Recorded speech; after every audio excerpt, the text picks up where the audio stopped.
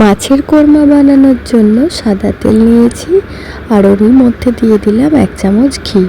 এবার এতে দিচ্ছি গোটা ধনে, গোটা গোলমরিচ আর গোটা গরম মশলা পরিমাণ মতো দিচ্ছি। আর ধনেটা একটু কম মনে হচ্ছিল বলে পরেও খানিকটা দিয়েছি।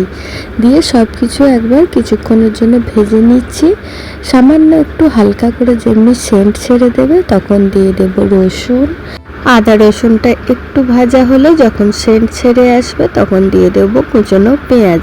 পেঁয়াজগুলো একটু বড় বড় করেই কুচিয়েছি, খুব বেশি ভাজা ভাজা করব না, একটু নরম হলেই দিয়ে দিচ্ছি টমেটো কুচনো আর কয়েকটা কাজু বাদাম। 2 থেকে 3 মিনিট একটু হাই ফ্লেমে নেড়ে চেড়ে নিয়ে ঠান্ডা করে একটা পেস্ট বানিয়ে নেব।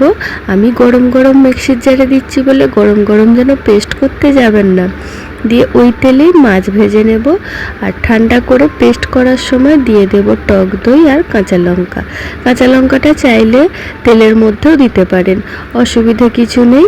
মাছগুলো ওই ঘি দেওয়া তেলেতেই মাছগুলো ভেজে নিয়েছি। মাছের মধ্যে শুধু নুন মাখানো ছিল, চাইলে একটু লেবুর রস দিতে পারেন, তবে দরকার কিছু নেই। এবার ওই ঘিয়ের মধ্যেই দিয়ে দিচ্ছি তৈরি করা পেস্টটা, পরিমাণ মতো দিচ্ছি। খুব ভালোভাবে ভেজে নেব আর সঙ্গে দিয়ে দেব কাশ্মীরি লঙ্কার গুঁড়ো আর খুবই সামান্য পরিমাণে একটুখানি জিরে গুঁড়ো। খুব ভালোভাবে ভাজা হয়ে গেলে স্বাদ মতো নুন চিনি দিয়ে জল দিয়ে মাছগুলো দিয়ে দেব।